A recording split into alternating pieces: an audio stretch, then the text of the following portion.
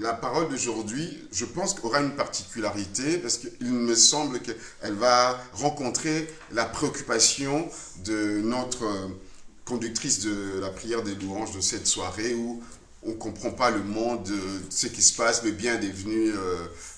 enfin, le mal est devenu bien, les choses donc sont pas très claires, donc tout est dans la confusion totale. Je vais faire une prière, mais sachez-le que il y a quelque chose qui va se passer.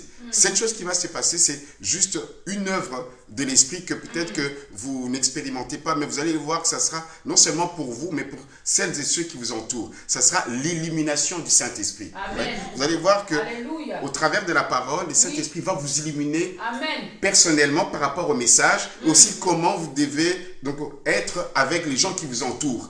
Que ce soit d'autres églises ou bien les personnes que Dieu vous met en connexion avec elles. Alléluia. Amen. Voilà.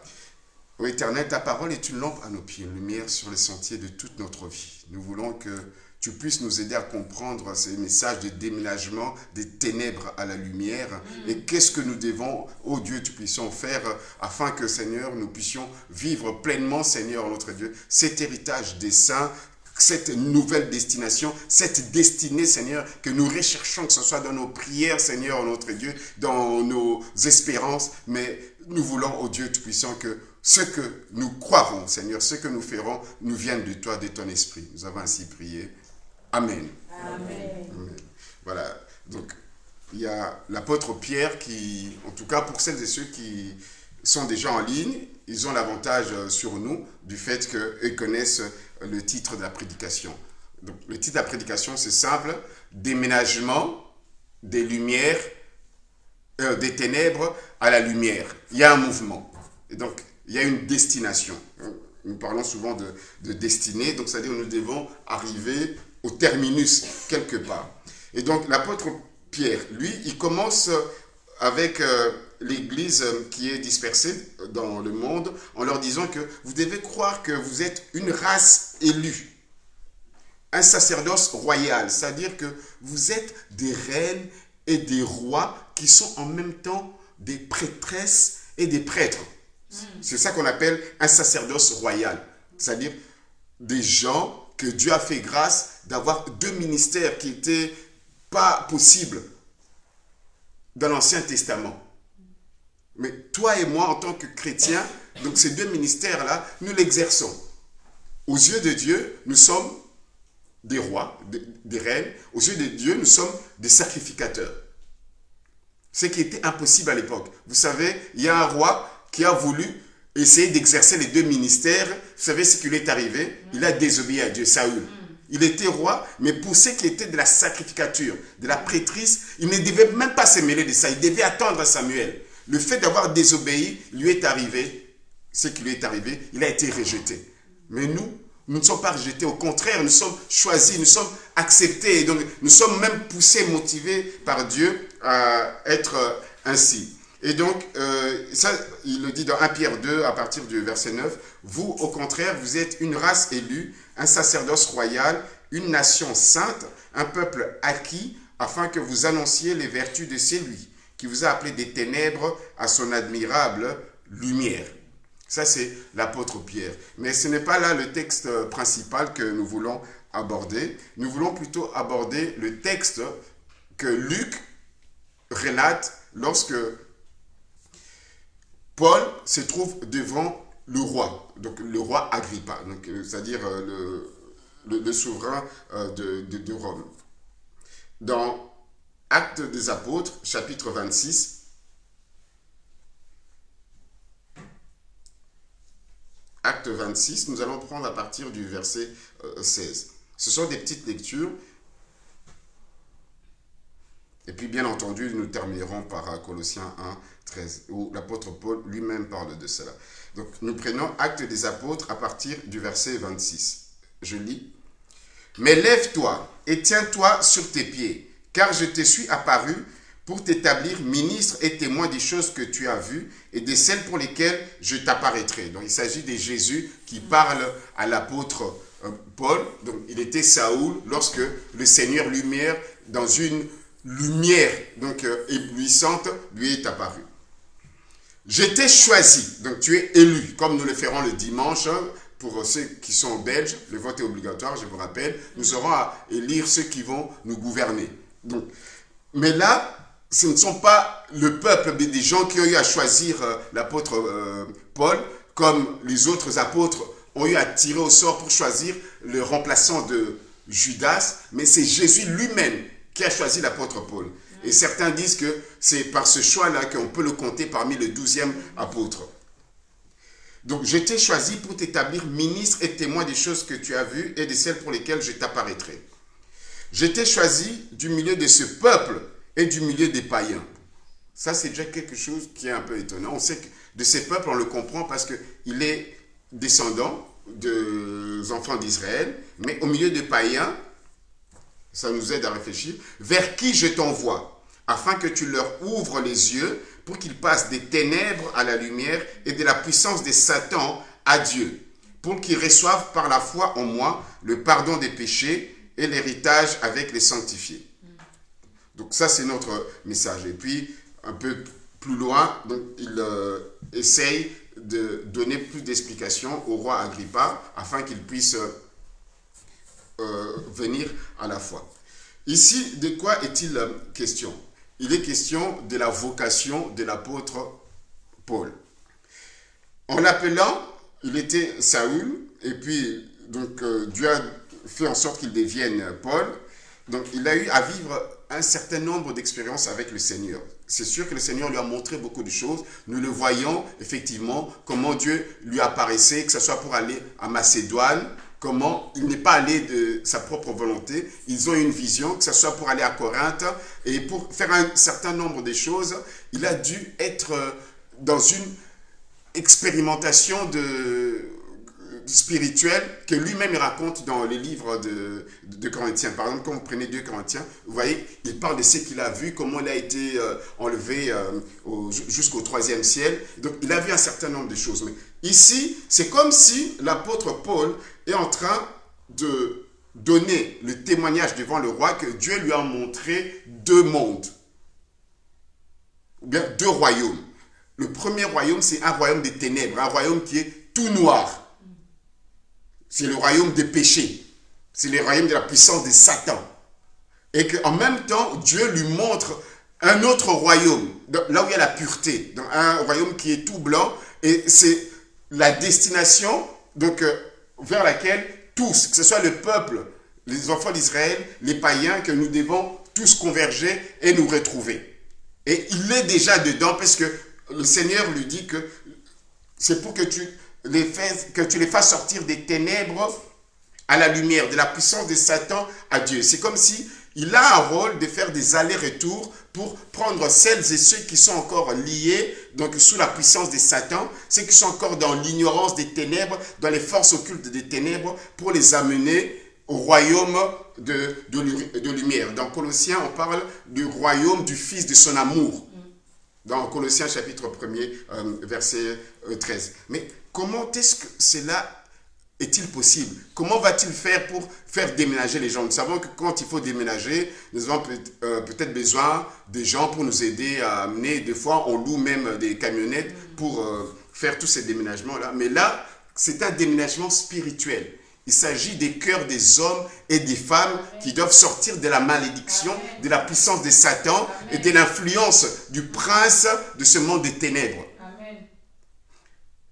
Alors pour cela, chers frères et sœurs, je voudrais en même temps vous expliquer ce que nous faisons. Vous êtes ici peut-être dans l'assemblée des messagers. Vous devez savoir, mais finalement, les messagères, les messagers, qui sont-ils et quel est leur travail? Alors, les messagères, les messagers, nous sommes effectivement des personnes qui ont un message à donner.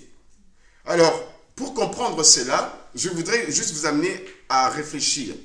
Lorsque Dieu a parlé à Noé, à l'époque de Noé, on appelle ça l'époque avant déluge, on appelle ça antidéluvien, c'est l'expression académique, antidéluvien, hein, c'est-à-dire avant le déluge. Donc, Il y avait peut-être un message que Dieu, donc c'est lui qui avait créé les cieux et la terre, c'est Dieu, donc avait parlé à nos ancêtres, à Adam et Ève. Il y avait tous ces messages-là sur connaître Dieu, sur ce que Dieu avait interdit, sur ce qui va se passer. Mais il y avait un message qu'on appelle la vérité présente, ou bien la vérité de l'époque, la vérité particulière. Et cette vérité particulière, bien cette vérité présente, c'était que Dieu a décidé de détruire le monde et que le seul moyen de se sauver, c'est d'entrer dans l'arche. Si ce message de Noé avait été prêché, bien entendu, même, je veux dire, 70 ans, des années après, oui, comme nous l'écoutons, nous l'avons lu, c'est vrai, c'est un message, mais ça n'a pas d'effet parce qu'il n'y a pas d'accomplissement pour nous. C'est juste des leçons que nous tirons, des instructions que nous tirons de la part du Seigneur. C'est la même chose avec le message de Jean-Baptiste. On appelle ça des messages du temps, de l'époque. C'est-à-dire, je veux dire, leur importance, leur impact a lieu en ce moment-là, à l'époque-là. C'est le message présent, le message de Jean-Baptiste qui était le message de la repentance, que les gens puissent se repentir pour recevoir le Messie. S'il avait prêché ça 50 ans plus tôt, ça n'aurait aucun sens. Ou bien même 50 ans plus tard. Parce que finalement, le Messie est venu au temps arrêté par Dieu. Amen. Alléluia. Amen. Et donc, le message concernait les gens de l'époque. Non seulement les gens de l'époque, mais ce message avait un accomplissement. C'est pour ça qu'on nous appelle les messagères et les messagers. Dans ce monde qui est un monde en perdition, ou peut-être qui va de mal en pis, où on ne comprend pas un certain nombre de choses, alors Dieu donc, veut que nous puissions sortir les gens de la puissance de Satan vers sa puissance à lui, des ténèbres vers sa lumière. Comment? En annonçant un message qui concerne, un message du temps, la vérité présente, qui concerne notre génération. D'abord, le premier message, c'est le message universel de Jésus-Christ, qui est la repentance. Acte 17, versets 29 à 30, dit ceci. Donc, il y a cinq choses que je vais que vous puissiez retenir. Comme ça, vous savez comment est-ce que les messagers donc, fonctionnent et qu'est-ce qu'ils prêchent. Acte chapitre 17, verset. On va prendre directement verset 30. Dieu, sans tenir compte des temps d'ignorance, annonce maintenant à tous les hommes, en tout lieu, qu'ils aient à se repentir parce qu'il a fixé un jour où il jugera le monde selon la justice par l'homme qu'il a désigné, ce dont il a donné à tous une preuve certaine en le ressuscitant d'entre les morts. Que Dieu veut qu'en tout temps et en tout lieu, que les hommes et les femmes aient à se repentir. Donc, le premier message, donc, le premier instrument pour faire déménager les gens de la puissance de Satan à la puissance de Dieu, à les amener au royaume de Dieu, c'est le message de la repentance. Jésus donc, a dit la même chose. Après sa mort et sa résurrection, il a dit à ses disciples ceci.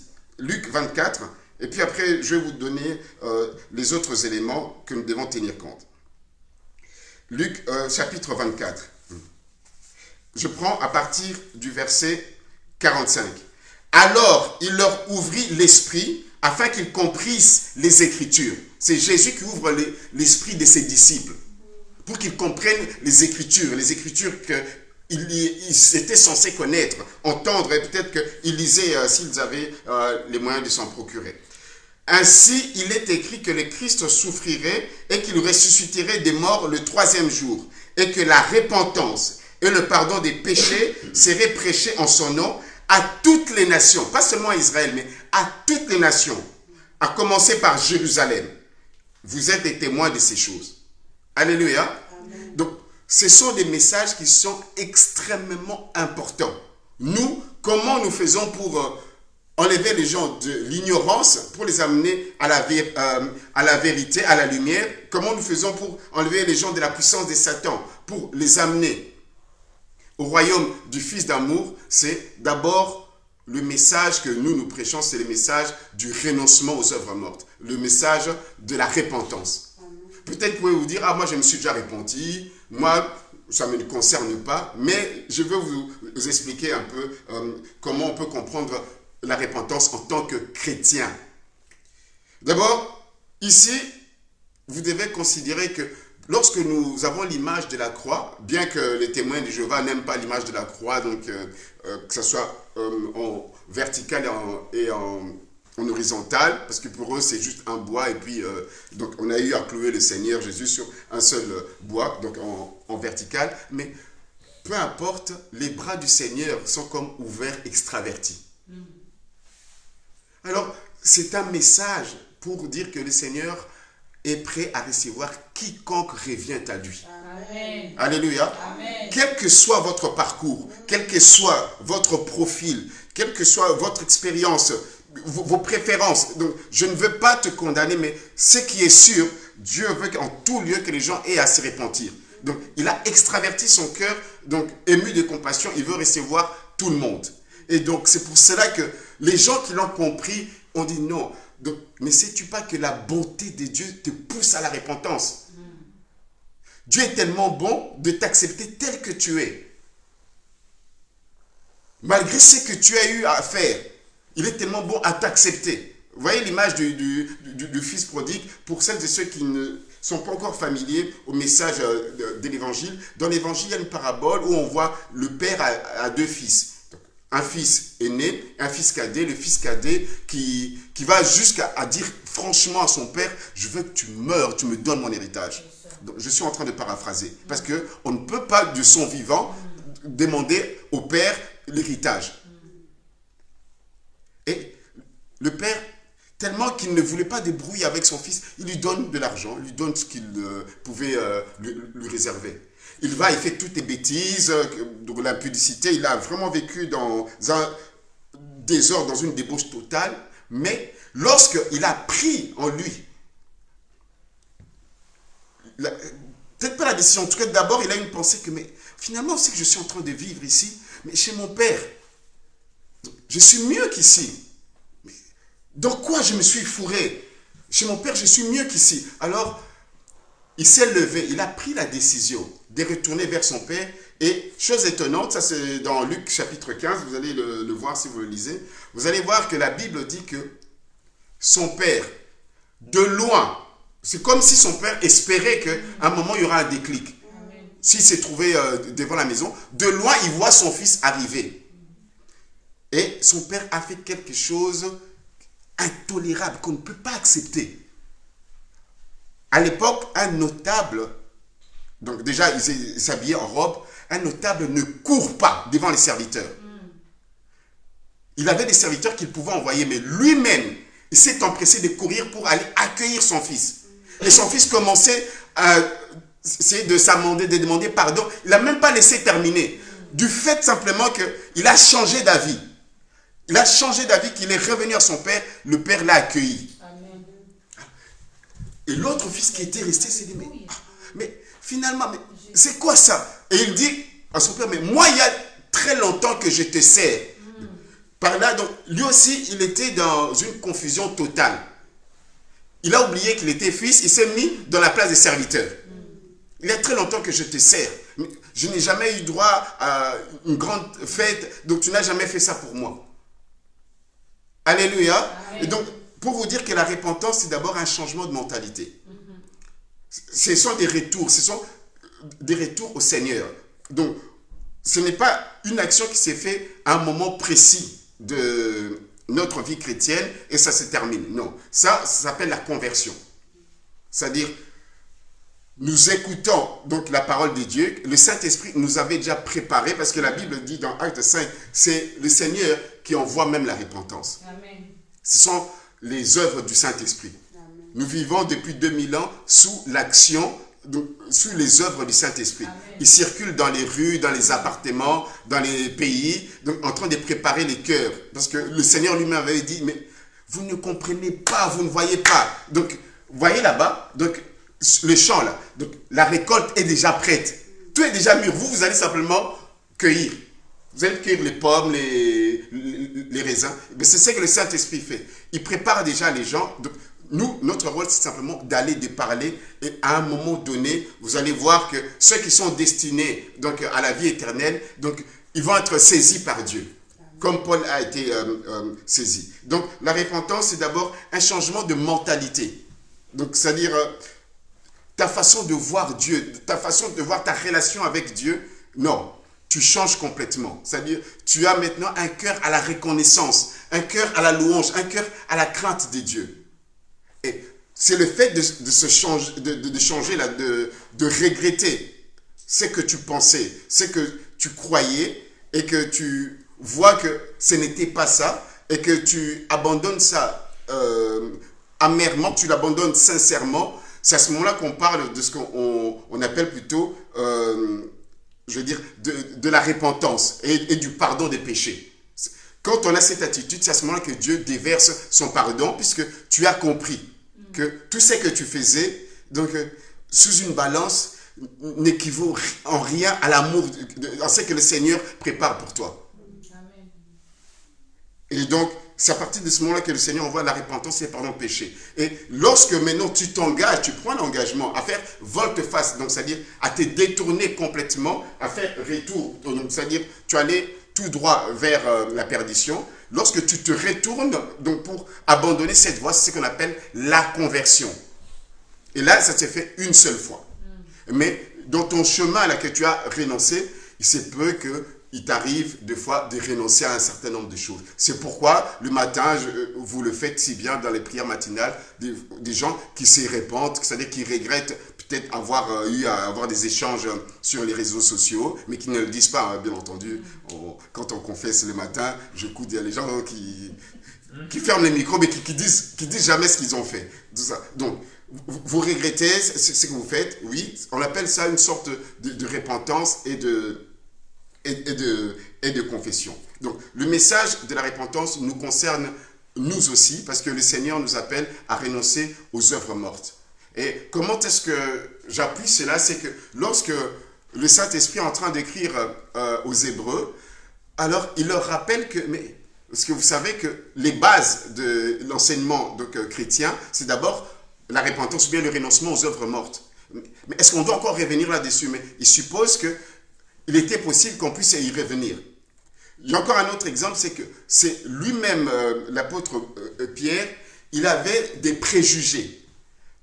Donc, il avait des préjugés sur les païens. Donc, il est considéré comme des gens qui sont impurs, que Dieu ne peut pas travailler avec eux. Lorsque Dieu lui a montré que toi, ne considère pas ce qui est impur, toi, donc, n'impute pas ce que toi tu crois impur, donc, à ma manière, à moi, de considérer les autres nations. Et quand il a vu que le Seigneur a donné le Saint-Esprit même aux païens, lui-même il dit qu'il se répand. Donc dans les textes reçus, en grec, à la Septante, on dit que, le texte grec, du grec koiné, c'est qu'il reconnaît. Donc le fait de reconnaître son erreur là, c'est la repentance. Alléluia. Donc on se répand de toute façon, toujours de quelque chose. Tu ne peux pas commencer à prier, Seigneur, je me répands, mais tu te répands de quoi? Donc, la repentance nous concerne tous, aussi bien les païens, aussi bien nous qui sommes déjà chrétiens.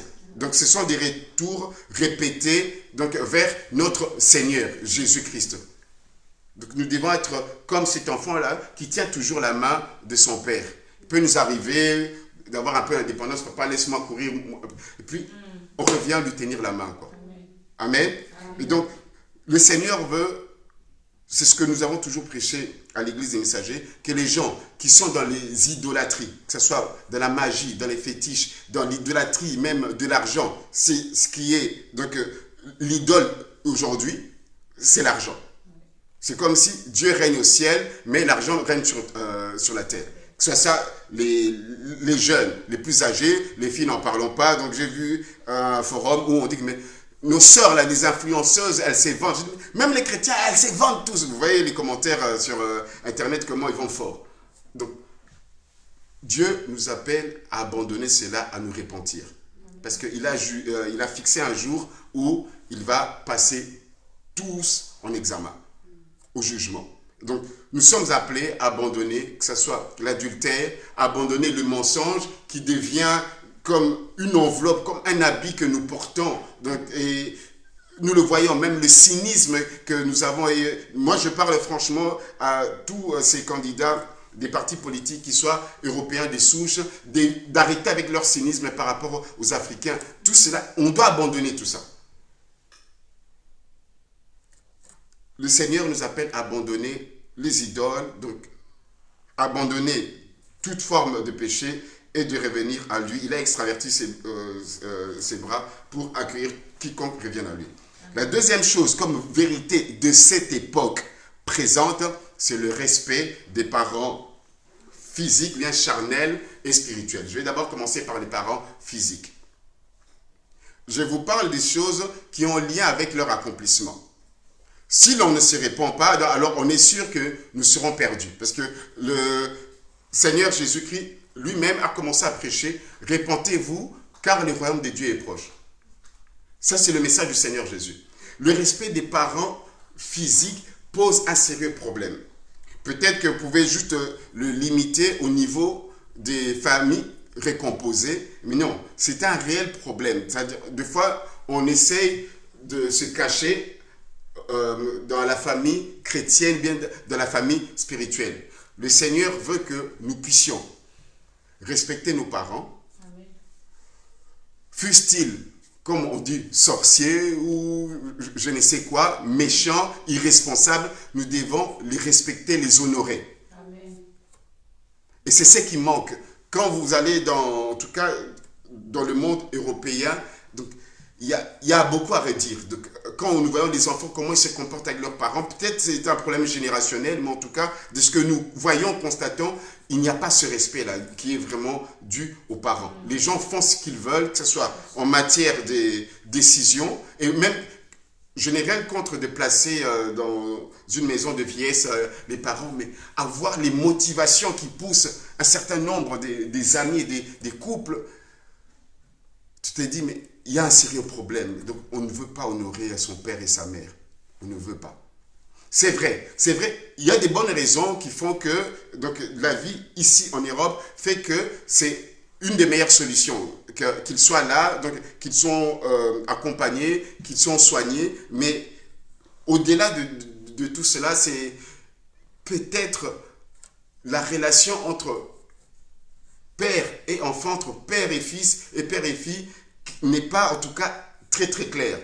Le Seigneur nous demande vraiment de respecter nos parents. Et quand on utilise dans le commandement le terme honorer, honore ton père et ta mère, non seulement ça a la connotation de respect et de considération, mais aussi de leur apporter assistance. Oui. Moi, je suis vraiment très indigné et même déçu d'entendre des gens qui se plaignent. Ah oui, ma maman, elle fait que me demander, elle fait que... Oui, c'est vrai qu'à un moment donné, on a eu toute une vague des messages, des enseignements des ministères qu'on appelait les combats spirituels qui considéraient que trop aider sa famille, ça devenait une forme d'esclavage. Ça, c'est leur ministère et leur façon de voir les choses. Mais nous, si on veut vraiment être des vrais disciples, donc apprenons à respecter nos parents. Donc, j'ai à l'esprit celles et ceux qui ont perdu récemment leurs parents, leur maman. Donc, même s'ils ne le disent pas, mais il y a quand même une souffrance. Quand on réalise son enfance, comment la maman s'est occupée de nous, comment elle s'est sacrifiée, que ce soit pour notre scolarité et tout ça. Donc, je pense que les mamans, ainsi bien que les papas, méritent cela. Même s'ils nous ont abandonnés, ils étaient incapables parce que la conjoncture ne permettait pas qu'ils soient responsables. Nous savons que nous avons un Dieu qui est le Dieu, comme on dit, le papa le plus responsable. Mais c'est ce père que nous avons eu, ou bien que nous avons, il fait de son mieux pour au moins être père pour toi, avec ou sans moyens financiers. Alléluia. Donc, c'est très important. Quand nous considérons le monde actuel, donc, il suffit juste de regarder la télé, même les séries télévisées, vous allez voir que le problème des respects des parents, c'est un problème qui est réel. Je pense que si on doit demander aux églises de faire des réunions des parents, bien des réunions des couples, ces problèmes donc, ne va pas manquer d'être mis sur la table. Et n'en parlons pas des familles monoparentales où la maman reste toute seule, ou bien où la garde est alternée, donc l'enfant, ou la fille ou le garçon va tantôt chez son père avec une nouvelle femme, ou chez la maman avec un nouveau mari ou compagnon ou des nouveaux tontons, puisque c'est ce que nous voyons dans nos familles ici africaines. Alors l'enfant est déséquilibré. Mais ça ne justifie pas. Ça ne justifie pas qu'on lui manque de respect. Moi, j'ai même suivi sur Internet une vidéo qui m'a montré comment une jeune fille est en train d'insulter sa maman.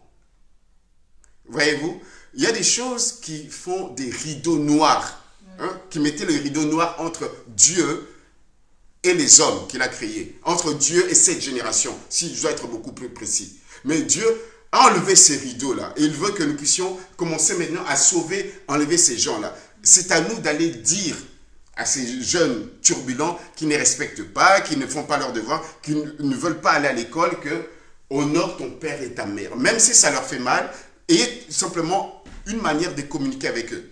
Le fait de donner cette vérité-là aura des effets. Amen. Le jour où j'ai compris, il y a 10 ans de cela, la parabole de... Enfin, c'est peut-être pas une parabole dans le sens proprement dit de parabole, mais en tout cas, c'est une figure de style. Lorsque Ésaïe, dans Ésaïe 55, dit que de même que la pluie ne tombe et n'accomplit ses effets, il en est de même de ma parole qui ne rentre pas en moi sans avoir accompli son effet. Donc, Ésaïe, poussé par le Saint-Esprit, est en train de parler que la parole de Dieu ne retourne pas à Dieu sans avoir accompli son effet. Donc, bien sûr, on voyait Jésus. Que Jésus qui est venu et qui est rentré auprès du Père à la droite de Dieu, et il a accompli son effet. Amen. Alléluia. Amen. Le Seigneur, donc Dieu a décidé de nous sauver, de sauver cette génération. Amen. Jésus est venu exécuter cette volonté-là. Et il a laissé le Saint-Esprit pour l'appliquer. Pour l'appliquer, donc les enfants turbulents, les enfants de tels, les enfants de telles sœurs, les enfants de tels frères, les enfants qui sont italiens, les enfants qui traînent à tel endroit. Pour appliquer cela, le Saint-Esprit a besoin des corps, a besoin des humains. Le Saint-Esprit a besoin de toi et moi. Allons simplement leur dire la parole de Dieu. Faisons comme nous le faisons avec les musulmans. Moi, ça marche. Quand je parle avec les musulmans, à partir du moment... Bon, avec les GSM, ils ne respectent pas trop. Quand tu as ta Bible, parole écrite, tu lui montres, tu vois, dans la Bible, il est écrit. Comme ils sont très respectueux dans leur religiosité des Saintes Écritures, ils regardent, ils lisent. Ok, donc ça l'aide à réfléchir. Allons leur parler. Donc, ils sont faits de la même nature que les musulmans, que n'importe quel incrédule. À un moment donné, la parole de Dieu va accomplir son effet. Amen. Alléluia. Amen. Donc, nous sommes là, c'est vrai que nous prions déjà pour eux. C'est déjà un grand pas de prier pour eux, mais le Seigneur veut que nous puissions aller leur dire cela. Aller leur dire que vous devez respecter les parents. Qu'ils soient noirs, qu'ils soient blancs, qu'ils mettent des produits décapants de la peau, c'est pas grave, ce sont nos parents, ce sont nos géniteurs. Et même si nous avons été adoptés, ou bien nous avons grandi auprès de nos oncles, ou bien de nos tantes, c'est comme ça que Dieu a voulu, respectons-les au même type. Parce que nous faisons partie de leur composition des ménages. Amen. Alléluia. Amen. Donc faisons-le et nous allons voir que l'accomplissement, c'est lié à une promesse. Quand vous lisez « Honore ton père et ta mère », donc afin que tu puisses vivre longtemps. Nous avons besoin de vivre des grandes choses. Nous avons besoin de palper, d'expérimenter donc ce que Dieu a promis pour nous et avec nous. Donc faisons-le. Donc on ne vous demande pas de devenir esclave de vos parents. Et bien entendu, l'apôtre Paul, lui quand il enseigne cela, il dit aussi, mais père, donc c'est-à-dire vous parents, n'irritez pas les enfants non plus. Amen. Ça, c'est dans Éphésiens 6. Donc, pour ça, je vous donne Éphésiens 6, la lecture, et puis nous continuons avec les autres recommandations.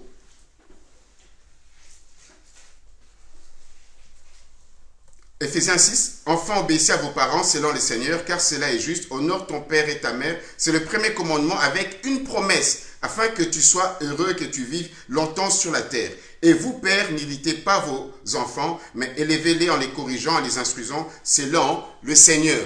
Amen. Amen. Là, j'ai parlé des parents charnels, des parents physiques. Maintenant, donc on est toujours dans le point 2, hein, donc le respect des parents. Maintenant, on parle des parents spirituels. Alors là, donc comme disait Moussé Dani, que nous sommes arrivés dans une génération des chrétiens qui ne veulent pas d'abord reconnaître ce qu'on appelle les pionniers ou bien les pères spirituels. C'est vraiment dommage. Et puis, des gens qui sont comme des électrons libres, qui viennent dans une église, qui se convertissent, et puis qui font tout et n'importe quoi, qui ne suivent pas les conseils de l'église, donc qui ne suivent pas ce que le pasteur ou bien ce que l'église, par ce que le Seigneur a établi pour les diriger, la prédication, les enseignements, mais les gens font autre chose. Alors, c'est pour cela que la Bible donc, dit ceci dans Hébreux 13.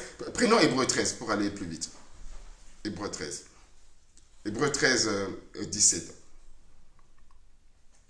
Hébreux 13, 17. Hébreux 13, 17. Est-ce que quelqu'un dans l'auditoire peut lire? Hébreux 13, 17.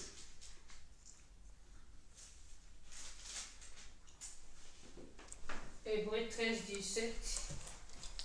Nous lisons au nom de Jésus. Obéissez à vos conducteurs et ayez pour eux de la déférence, car ils veillent sur vos âmes, comme devant en rendre compte, qu'il en soit ainsi, afin qu'ils les fassent avec joie et non en gémissant, ce qui ne vous sera d'aucun avantage. Alléluia. Donc, moi, je vous invite vraiment, pour celles et ceux qui veulent vraiment faire une analyse détaillée, même grammaticale de ce verset, allez le faire. Vous allez voir que, vous allez découvrir qu'il y a un certain nombre de choses que nous faisons. Donc, à un moment donné, il faudrait que nous puissions nous aligner correctement. Obéir au conducteur ne veut pas dire que vous puissiez devenir des esclaves. Donc, l'apôtre Pierre, même lorsqu'il le dit dans 1 Pierre 5, vous jeunes, soyez soumis aux anciens. Donc, cette soumission-là, ou bien le fait d'obéir au conducteur, ça veut simplement dire, se laisser convaincre. Quand on se laisse convaincre, donc c'est comme ça qu'on obéit. C'est comme ça que l'on est soumis. Vous savez, lorsque dans l'armée, donc les soldats sont soumis à leurs supérieurs. C'est pas que les supérieurs deviennent leurs maîtres, donc ils dominent sur eux. Non, donc ils sont convaincus des ordres qu'ils reçoivent. Et même lorsqu'on parle de que ce soit une femme qui est soumise à son mari, c'est le fait de se laisser convaincre par son mari dans son rôle de leader, que Dieu a fait ainsi au niveau de la création pour qu'il puisse avoir son mot à dire et qu'il ait une vision que nous devons peut-être ensemble peut-être augmenter, que nous pouvons encore renchérir, mais que je sois convaincu que c'est lui qui est la tête de la locomotive. Alléluia. Amen. Donc, obéir aux parents spirituels, c'est obéir aux conducteurs dans le sens de se laisser convaincre par leurs enseignements, par leurs conseils. Donc, nous avons connu beaucoup de cas. Alors, beaucoup de cas, que ce soit des personnes qui ont été même guéries au milieu de nous. Moi, je me rappelle encore de cette image, peut-être j'en parlerai avec Jean Blaise, en 2001, que c'était peut-être pour moi quelque chose d'extraordinaire. C'est qu'il y avait une sœur qui était venue, nous étions encore à rue des Commerçants, nous avons prié pour elle à la veillée. Donc souvent à la veillée, il n'y avait que moi et Jean Blaise, parce qu'on était tous des étudiants. Donc Ali, je pense qu'il était à Namur, ou oui, je pense à un moment, il était à Louvain. À cette époque-là, je crois qu'il était à Louvain. Et c'était rare d'avoir tout le monde dans les soirées de veillée des prières. On avait prié pour cette sœur-là. Cette sœur-là, elle était guérie. Elle était guérie, elle était immunodéficiente. Donc les professionnels de la santé savent de quoi je vais parler. Elle était totalement guérie. Et on l'encadrait, on lui demandait de faire un certain nombre de choses. Non, mais après, on l'a retrouvé avec un jeune homme parce que, comme on dit, la nature a horreur du vide. Donc, pourtant, moi, je prêche à tous mes jeunes, à tous les baptisés, que vous soyez en couple ou pas, vous n'allez pas mourir, vous n'allez pas tomber malade. Elle s'est réunie avec quelqu'un et puis ça s'est empiré. Donc, son cas s'est empiré. Et pourtant, Donc, le conseil qu'on lui avait donné, ce n'était pas un joug sur elle. Ce n'était pas un joug. Donc, écoutez, apprenez à écouter les conseils, que ce soit dans le domaine sentimental, que ce soit dans certains domaines que nous sommes censés vous conseiller. Nous ne sommes pas là comme des conseillers par rapport à ce qui est des décisions pour faire l'université ou quoi. Ça, c'est vous et vos parents, vous avez vos projets. Mais ce que Dieu nous demande, c'est de vous conseiller par rapport à la vie sentimentale, au niveau des mêmes convictions chrétiennes par rapport à votre futur conjoint. Nous vous conseillons par rapport à votre engagement dans les Seigneurs, par rapport au service qu'il faut que Dieu peut-être vous demande de réaliser à l'Église. Donc, nous le voyons. Vous savez que, je crois que le frère Béli, le frère Eddy, c'est juste pour rigoler, mais je pense que les frères comprennent. Il m'appelait les grands formateurs. Alors, je ne comprenais pas pourquoi il me dit que non, la plupart des frères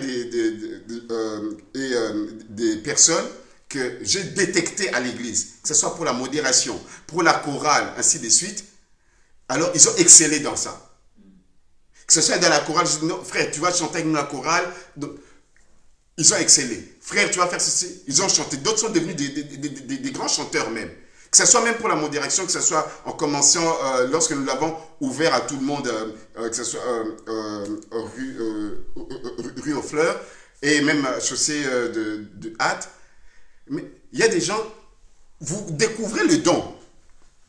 Parce qu'un don, ça doit s'éclore. Le don du Saint-Esprit. Vous savez que, non, Dieu nous a donné, comme on l'a fait pour nous, nous le faisons aussi pour les autres. Donc vous essayez de l'orienter. Non, la personne veut faire à sa manière. Non, je ne vais pas écouter, je ne vais pas faire ceci. C'est dommage. Écoutez. Alors ici, dans ce texte, donc, avoir de la déférence, c'est vraiment un respect profond dans le sens que, finalement, vaut mieux que j'écoute. C'est comme ça qu'il faut comprendre la différence. La révérence, hein, quand on parle révérend, c'est vraiment donc, un respect même qui va même avec... Donc, on reconnaît, on a une haute considération, vraiment respect, on peut même s'incliner devant la personne.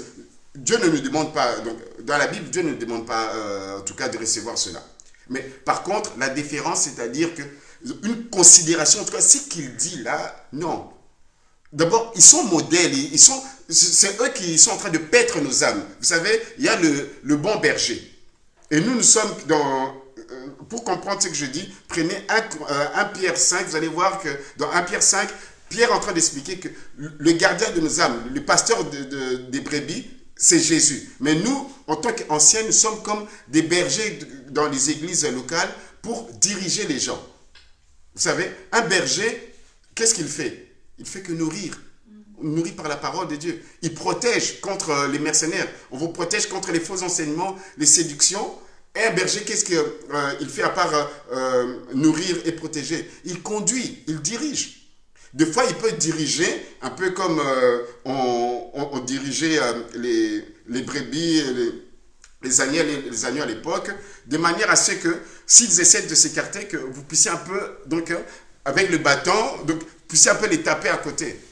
Et l'apôtre Paul, lui, il a compris du Seigneur. Le Seigneur lui a dit, écoute Paul, de toute façon, donc, pour toi, il te serait difficile de réjamber contre les aiguillons. C'est-à-dire, le Seigneur lui montrait comme s'il était, vous voyez, les vaches qu'on envoie dans les champs pour essayer de travailler la terre. Et donc, le cultivateur, ou bien l'agriculteur, avait un morceau de bois avec un bout pointueux. Donc, dès que la vache laisse aller de côté, paf, paf. Et c'est comme ça. Soyez des hommes et des femmes qui respectent les conducteurs. Pourquoi? Parce qu'ils veillent sur vos âmes, donc dans le sens comme s'ils sont des gardiens, parce que nous prions pour vous et Dieu nous demandera des comptes de l'église de Bruxelles, des papas, des mamans, des frères et sœurs, et même des personnes qui travaillent dans les services. Dieu nous demandera des comptes. C'est pour ça que vous ne devez pas faire n'importe quoi, non seulement pour ne pas entacher l'honneur de Dieu, la sainteté de Dieu vis-à-vis du monde, mais aussi parce que c'est comme si nous ne faisons rien pour vous amener, vous donner les éléments qui vous poussent à vivre un peu plus dans la sanctification, que ce soit la prière, la parole et le modèle que nous réalisons. en tout cas, dans cette église, le pasteur Bobo dit que vous n'écouterez jamais les griefs qu'on retient contre certains pasteurs, que ce soit les télévangélistes ou ailleurs, au niveau de l'argent, au niveau de la dépravation des mœurs. Nous, on ne prêche pas la sexologie à l'église. Vous n'entendrez jamais ces histoires-là. Donc, de ce côté-là, on peut se dire que sur un grand nombre de points, nous sommes vraiment des modèles. Nous sommes des modèles. Peut-être si vous voulez qu'on vous prêche l'argent à l'église, mais nous ne le ferons pas parce que ça ne nous est pas donné. On n'est ni financier, on n'a jamais, pour la plupart d'entre nous, fait des études des finances. Nous ne sommes pas des sexologues, et voilà. Et nous ne sommes pas des nécromanciens pour commencer à invoquer les esprits des morts. Et nous ne sommes pas des gens de l'Ancien Testament pour vous amener des prédications, de détruire des hôtels, ainsi de suite. Non. Donc, ayez de la déférence, donc, comme dit Hébreux 13, 17, parce que nous devons rendre compte à Dieu, et si vous le faites avec joie, c'est un avantage pour vous, un avantage spirituel, mais sinon cela ne vous sera d'aucun avantage. Le verset 7 parle aussi de la même chose, donc souvenez-vous de vos conducteurs, dans le sens que nous sommes les modèles par rapport à notre vie et à la foi que nous avons. Mais je voudrais aussi, pour ce point, vous parler d'un verset qui est important. C'est 1 Timothée 5. 1 Timothée 5 dit ceci. Verset 17. 1 Timothée 5, verset 17. Si le frère Exaucé peut lire, ou bien le frère Michael.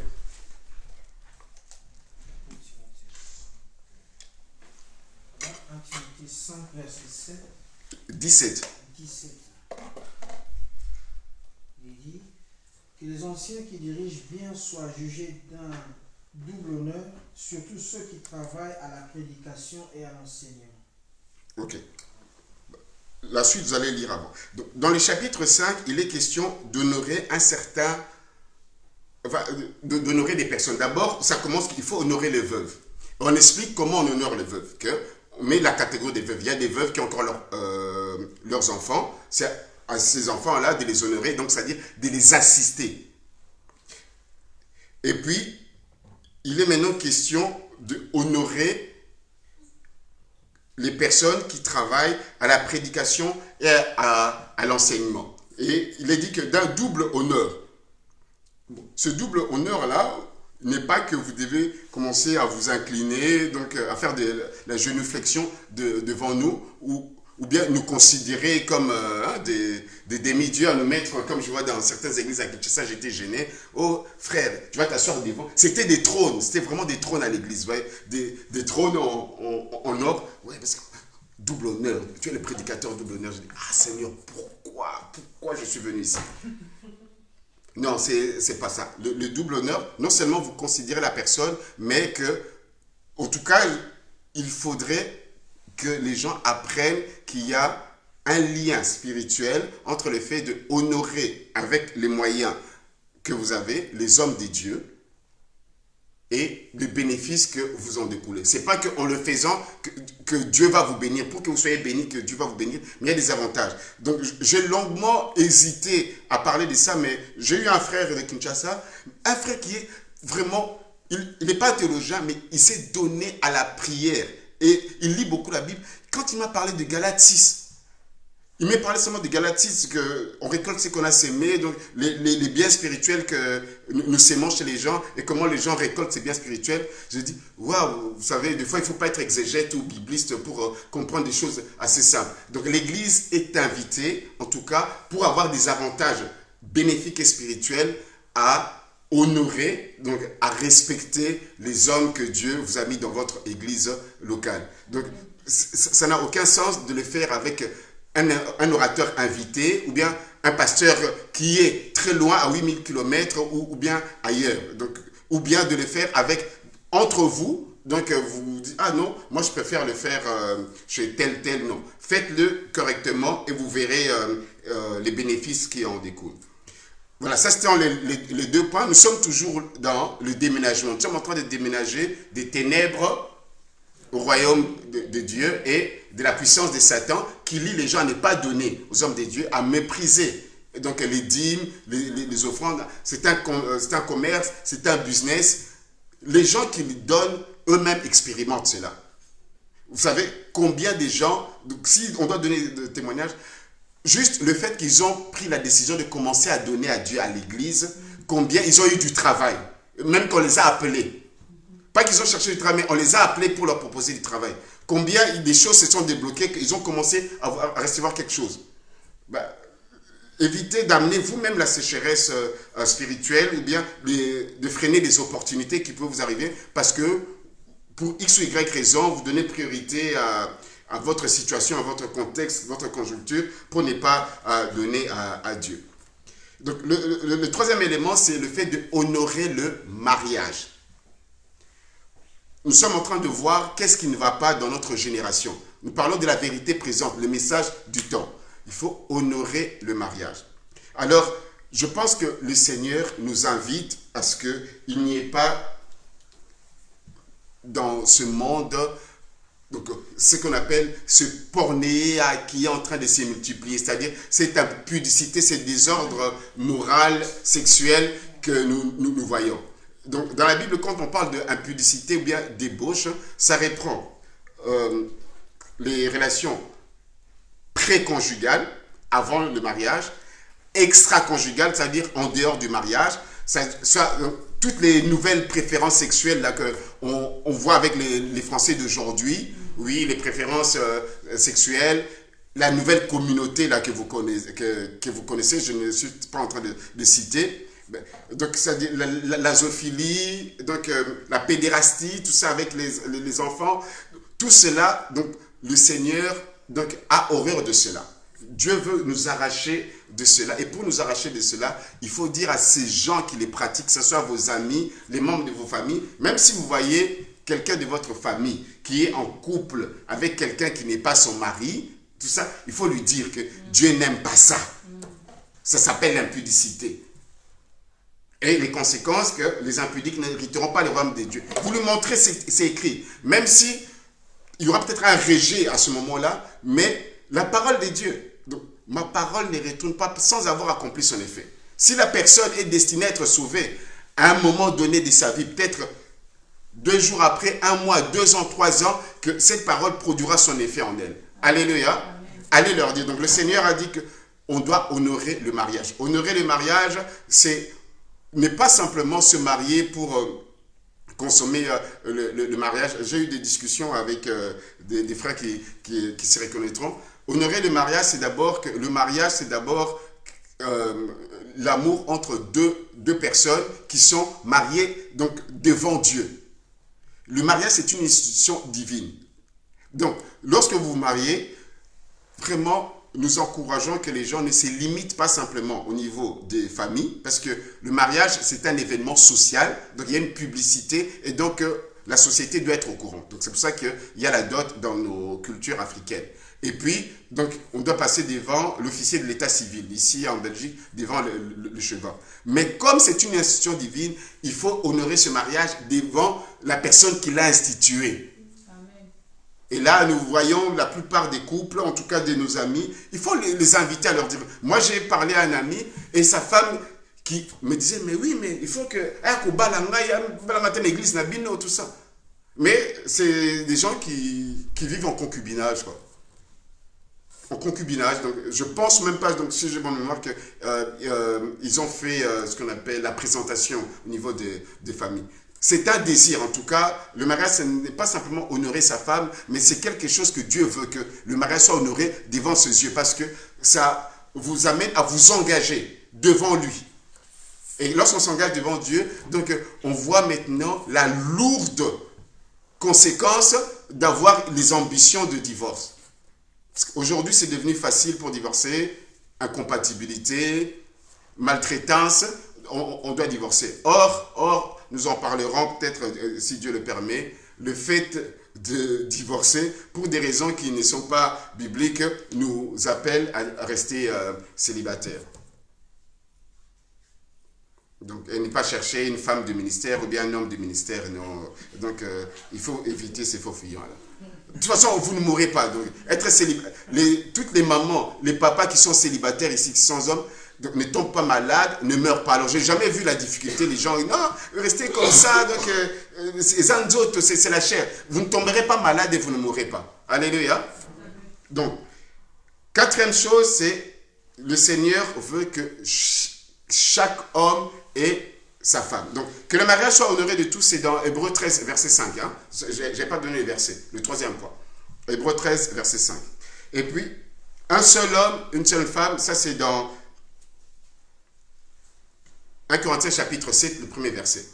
Que Dieu veut qu'il y ait un seul homme avec une seule femme pour un seul homme. Donc pour ces deux parties, donc pour le mariage, vous pouvez lire aussi Marc 10, qui est très important sur le mariage, sur les divorces et l'adultère. Donc dans Marc 10, donc c'est très important. Donc ce n'est pas simplement dans un sens, c'est plutôt aussi dans les deux sens, que la femme aussi peut demander les divorces. Hein.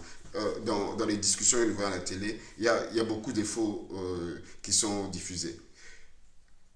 1 Corinthiens 7, verset 1 à 2, si on peut nous lire. Et puis après, je prends un dernier verset pour le cinquième point, nous allons nous arrêter à 45. 1 Corinthiens, chapitre 7, verset 1 à 2.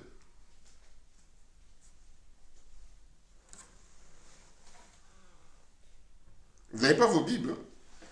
Voilà. Pour ce qui concerne les choses dont vous m'avez écrit, je pense qu'il est bon pour l'homme de ne point toucher les femmes. Toutefois, pour éviter l'impudicité, que chacun ait sa femme et que chaque femme ait son mari. Ok. Alléluia. Amen. Donc le mariage est monogamique, c'est-à-dire un seul homme, une seule femme. C'est vrai qu'il y a beaucoup de questions là-dessus. Oui, mais dans les temps, oui. C'est vrai qu'à l'époque où se trouvait l'apôtre Paul, il y avait effectivement des gens qui avaient épousé plusieurs femmes. Nous les voyons parce que lorsqu'il fait une recommandation à ce qui est des responsables dans l'église, à Tite, il demande à ce que alors, le responsable il soit marié d'une seule femme. C'est qu'à l'époque, il y avait cette pratique avant que le Sénat romain puisse faire en sorte que le mariage devienne monogamique. Et j'ai déjà eu des discussions, enfin en tout cas, j'ai déjà eu à avoir un argument dans les discussions que nous avons au niveau de l'éthique chrétienne. À l'époque, il y avait Jean-Louis Simonet qui était le président de la Fédération évangélique belge. Alors, on avait soumis le problème des couples congolais ex-zaïrois. C'est que avant la première constitution de notre pays, enfin, je parle pour ceux qui sont congolais, avant la première constitution de notre pays, le Congo, donc le mariage n'était pas monogamique. C'est-à-dire, on n'avait pas précisé que le mariage, il fallait juste avoir une seule femme. Mais c'est venu avec la Constitution, alors je crois que dans les années 60, c'est à ce moment-là que l'État avait institué le mariage monogamique avec le code civil, le code de famille, tout ça. Donc ce qui fait que la plupart de nos parents, de nos arrière-parents, avaient plusieurs femmes parce que c'était la coutume, c'était la tradition. Bon, maintenant, que faire de ces hommes et ces femmes qui deviennent chrétiens, que ce soit catholiques ou protestants, qui ont plusieurs femmes? Devant Dieu, il n'y a aucun problème parce que Dieu nous appelle nous a pris dans l'état où nous étions. Mais devant Dieu, donc à un moment donné, il faut faire le choix entre toutes ces femmes, celle qui est représentée comme sa première femme. C'était un sujet très houleux, très difficile, parce que si toutes ont été mariées, donc avec paiement de la dot, maintenant, sur base de quoi on va choisir une personne et donc on va rejeter les autres. Ça, c'est le problème de cœur. De toute façon, Jésus, donc, qui connaît l'être humain qu'il a créé, il a dit, de toute façon, on ne peut pas aimer deux personnes.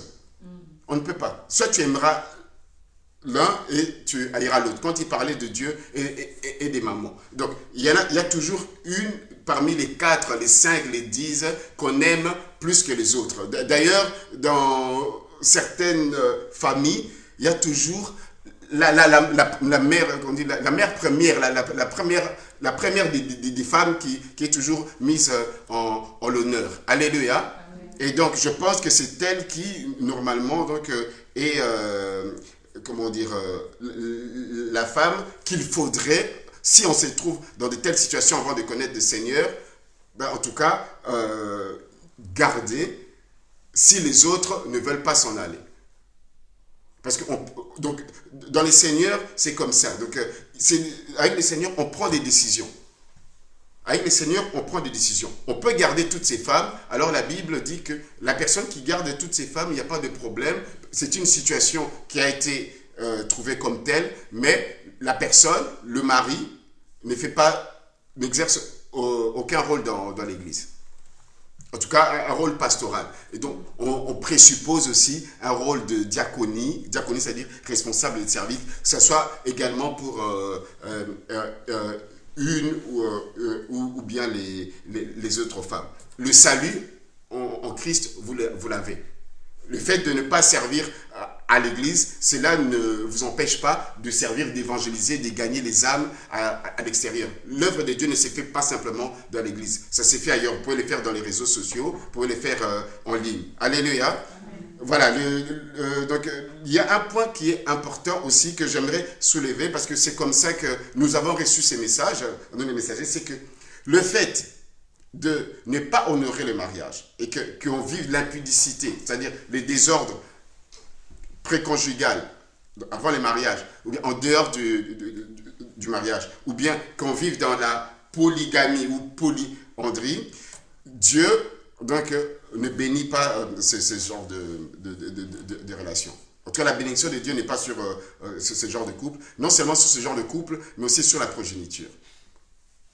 C'est un message que nous avons toujours dilué parce qu'on s'est dit, mais les enfants n'ont rien à voir avec cela. Mais donc, lorsque nous regardons de l'Ancien Testament, ça a toujours été ainsi. Nous avons eu à discuter dans les cadres de l'éthique chrétienne avec des protestants, des pasteurs, des pentecôtistes. Ils ont dit que même souvent dans nos lois, donc, on reconnaît simplement les enfants issus du vrai mariage. Donc, c'est ainsi pour dire que c'est comme s'ils orientaient que la bénédiction donc, et la succession se faisaient déjà avec les anciennes lois, donc à partir de la seule famille qui était reconnue. Aujourd'hui, je crois que le code des familles a changé. Tout le monde peut hériter à partir du moment qu'on est fils ou fille de tel monsieur, oui, mais sachez-le que nous avons évoluer, mais la parole de Dieu n'évolue pas. La parole de Dieu reste la même. Donc, la bénédiction de Dieu sur les couples et sur les enfants, elle est réelle. Elle est vraiment, vraiment réelle. Et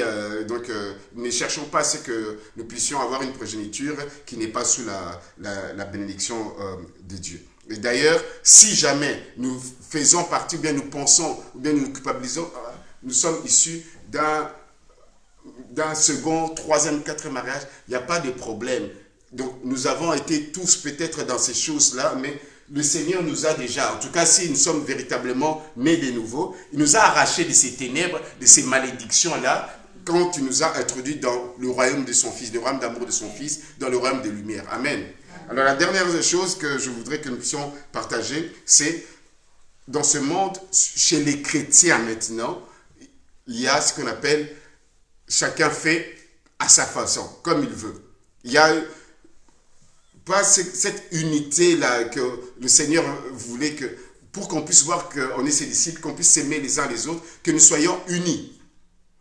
Le Seigneur avait dit à nos frères, 4 messagers, que les responsables des églises, donc, ils font l'œuvre de Dieu comme quelqu'un qui prendrait une guitare, il règle à sa façon, donc, selon la mélodie qu'il va avoir, et puis il donne à l'autre, ainsi de suite. Mais le Seigneur veut que nous puissions être unis. Que nous soyons protestants, catholiques, je ne sais pas quelle dénomination, baptiste, méthodiste, ainsi de suite. Bien entendu, sauf avec les sectes. Dieu veut que nous puissions être unis. Parce qu'il y a des sectes aussi qui se réclament de Jésus-Christ. Hein. Que direz-vous des témoins de Jéhovah? Ils se disent chrétiens qui sont aussi de Jésus-Christ, mais ils sont antichrist parce qu'ils renient que Jésus est Dieu. Or, Jean dit clairement que c'est lui qui renie que Jésus est Dieu et même est fils de Dieu. Il ne faut même pas être en contact avec, il ne faut même pas le saluer. Ouais. Le Seigneur veut que nous soyons unis. Alors, il y a un texte qui me revient à l'esprit, c'est Jean 11, et nous terminons par là, et puis nous allons prier. Jean 11, la finale, à partir c'est la prophétie de Caïphe. Jean 11, à partir du verset 51. Bon, on va prendre à partir du verset 49. Je vais lire Jean 11, 49 et c'est plutôt à partir du verset 51 et 52 que nous voulons tirer le message. L'un d'eux, Caïphe, qui était souverain sacrificateur cette année-là, leur dit: vous n'y entendez rien, vous ne réfléchissez pas qu'il est dans votre intérêt qu'un seul homme meure pour le peuple et que la nation entière ne périsse pas. Or, il ne dit pas cela de lui-même, mais étant souverain sacrificateur cette année-là, il prophétisa que Jésus devait mourir pour la nation. Et ce n'était pas pour la nation seulement, c'est-à-dire pas seulement pour Israël, c'était aussi afin de réunir en un seul corps les enfants de Dieu dispersés. Alléluia. Amen. Donc, ici, Jean est en train de nous montrer que Dieu a préparé lui-même ses enfants, ils sont dispersés dans le monde. Et que par la mort de Jésus, donc, cette unité spirituelle là, que nous déplorons qu'il n'y en avait pas, est en train de se produire. Alléluia. Amen. Peut-être que nous ne nous asseyons pas ensemble, mais Dieu connaît l'unité spirituelle qu'il met dans des hommes et des femmes en tout lieu, en tout temps, toute génération, pour que nous soyons des véritables adorateurs en esprit, en vérité. Ce n'est pas simplement des chrétiens qui vont aller dans des cathédrales ou bien dans des temples pour prier ensemble. Ce n'est pas un mouvement œcuménique. Dieu n'est pas dans cette histoire d'écuménisme. Mais Dieu, il sait qu'il aille ses enfants racheter en tout lieu. Ce que nous voyons dans ce monde, que nous ne comprenons pas, que pourquoi les chrétiens ils sont en train de se faire des piques entre eux, cela montre qu'ils n'ont peut-être pas compris que nous avons un devoir, le devoir d'être unis, avoir le même Seigneur, la même foi, le même baptême, aussi la même espérance et le même travail, c'est-à-dire le ministère d'évangélisation, le travail d'évangélisation. L'un des signes qui reste, donc qui doit nous éclairer concernant la fin du monde, ce ne sont pas les guerres comme nous voyons, les bruits des guerres au niveau de la Palestine ou bien dans nos pays africains. Non, tous ces signes-là, en tout cas pour la révélation de Jésus-Christ, ne sont pas prioritaires. Le seul signe, c'est que la bonne nouvelle doit être prêchée dans le monde entier. Lorsque nous voyons que cette bonne nouvelle se répand partout et partout, alors on voit, il n'y a plus de contrées qui ne connaissent pas le Seigneur. Quasi tout le monde a reçu la parole du Seigneur. C'est là que nous voyons que la fin est proche. Amen, amen. Amen. Donc, c'est possible de faire ce déménagement-là. Dieu t'appelle, Dieu m'appelle à faire ce déménagement-là. Déjà, comme il nous a déjà déménagé, donc il nous a sortis du royaume des ténèbres à son royaume de lumière, il veut que vous puissiez le faire aussi avec celles et ceux qui sont encore restés à l'ancienne adresse. Amen. Amen. Lèvons-nous, nous allons prier. Que l'on adore le Seigneur notre Dieu, Le Seigneur notre Dieu, et qu'on lui rende sa louange. Il créa la terre, il étendit les cieux. Élevons nos voix et prions. Seigneur notre Dieu, nous voulons te rendre gloire, Seigneur. C'est toi qui as créé la terre, Seigneur notre Dieu. C'est toi qui as créé, Seigneur, les cieux et tout ce qui s'y trouve, Seigneur. Et nous aussi, Seigneur, ta création, les humains.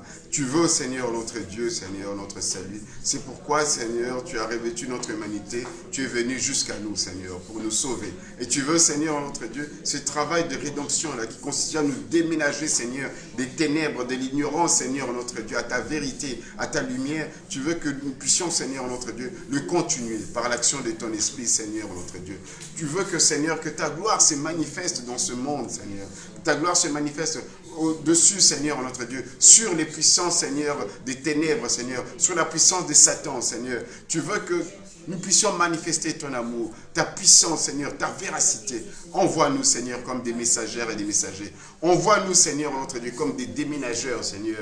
Oui, nous voulons, oh Dieu Tout-Puissant, que les hommes et les femmes que tu as créés passent des lumières, Seigneur, des ténèbres à la lumière, Seigneur. Comme, Seigneur, tu nous as fait, Seigneur, sortir, Seigneur, des ténèbres pour nous amener, Seigneur, à la lumière. Et tu veux que nous puissions proclamer, raconter tes vertus, Seigneur, tes bienfaits. Oui, nous te sommes reconnaissants, Seigneur. Nous racontons, Seigneur, notre Dieu, ton amour que nous avons découvert en nous repentant, Seigneur, en nous abandonnant en toi, Seigneur, en respectant, Seigneur, notre Dieu Tout-Puissant, Seigneur, ta parole, l'institution du mariage, Seigneur, en respectant, Seigneur, en honorant nos parents, charnels et physiques, Seigneur, en vivant, Seigneur, notre Dieu, en gardant, Seigneur, en conservant l'unité, Seigneur, de l'Esprit, Seigneur, que tu nous donnes en tant que, Seigneur, Église Cœur du Christ. Merci. Merci Seigneur pour cette soirée. Merci Seigneur pour tes enfants, parce que nous savons que l'action Seigneur qui va se faire maintenant Seigneur, c'est l'illumination de ton esprit Seigneur, qui va nous illuminer Seigneur, dans la lecture Seigneur, dans notre vie de tous les jours. En dormant, nous levant Seigneur, tu vas mettre des garde-fous Seigneur, tu vas mettre un ange Seigneur notre Dieu, qui va veiller à ce que nous ne puissions pas Seigneur, faire comme tout le monde Seigneur, mais que nous puissions réaliser un nouveau modèle Seigneur, dans ce nouveau monde pur Seigneur, que tu nous demandes d'entrer, que nous soyons des sœurs et des frères, Seigneur, qui marchent avec la patience, avec l'espérance, pour voir le bonheur, Seigneur, et l'accomplissement de ce que tu as promis. Alléluia. Jean-Baptiste a prêché, Seigneur, notre Dieu, et le Messie, Seigneur, est venu, il a été vu, Seigneur. Noé a prêché, Seigneur, tu as sauvé le monde, Seigneur, on a vu l'arche de l'Alliance. Nous prêchons, Seigneur, notre Dieu, le déménagement, Seigneur. Nous invitons les hommes et les femmes à abandonner, Seigneur, leur ancienne vie, leur idolâtrie, pour qu'ils puissent, Seigneur, vivre pleinement l'accomplissement, Seigneur, de tes promesses, Seigneur. Il y a une destination, Seigneur, une destinée pour nous. Alléluia, Seigneur. Fais-nous entrer dedans, dans le nom de Jésus. Amen. Amen. Voilà, nous sommes arrivés à la fin de ce programme. Nous nous retrouvons demain pour notre veillée de prière en ligne de 22h à minuit, et puis dimanche pour le culte d'adoration. Donc ça sera vraiment un culte formidable qui, je l'espère, puisque nous parlerons d'un secret, le secret le mieux gardé de l'enfer. Amen. Amen. Je vais demander à maman diaconesse de prier pour clôturer notre temps. Éternel Papa, nous te rendons grâce, nous te disons merci pour ta fidélité. Merci Papa parce que tu as été là au milieu de nous. Papa, tu nous as bénis à travers cette parole. Papa, nous te demandons, Seigneur, d'aider chacune de nous, mon Dieu, de mettre cette parole en pratique. Amen. Parce que tu es le Dieu qui est toujours derrière ta parole pour l'accomplir. Oui, ta parole ne sort jamais en fait. Merci, Papa, de bénir cette parole et de bénir ton serviteur qui nous a, alléluia, transmettre cette parole, de remplir encore ce dépôt. On fait que dimanche encore, Seigneur, puisse encore, alléluia, Hosanna, nous apporter les oracles, Hosanna pour ta gloire. Seigneur, nous te bénissons. Bénis les retours de chacun de nous. Ceux qui ont venu en série, Seigneur, avec des cœurs troublés. Seigneur, donne-les la paix. Amen. Seigneur, ceux qui ont des problèmes, donne la solution. C'est toi, Seigneur, le Dieu qui donne la solution. Amen. Ceux qui étaient fatigués, Seigneur, fortifie-les. On fait que dimanche, nous tous ensemble, nous serons là d'un commun encore pour t'adorer, encore te louer. Nous te bénissons parce que tu es papa. Tu seras avec nous pour notre veillée de demain. Tu seras avec nous pour notre équipe de dimanche. Amen. Parce que tu as commencé avec nous la semaine et tu termineras avec nous. Amen. À cause de ta fidélité. Sois loué, sois béni, papa. En ton nom, nous t'avons ainsi prié. Amen. Amen.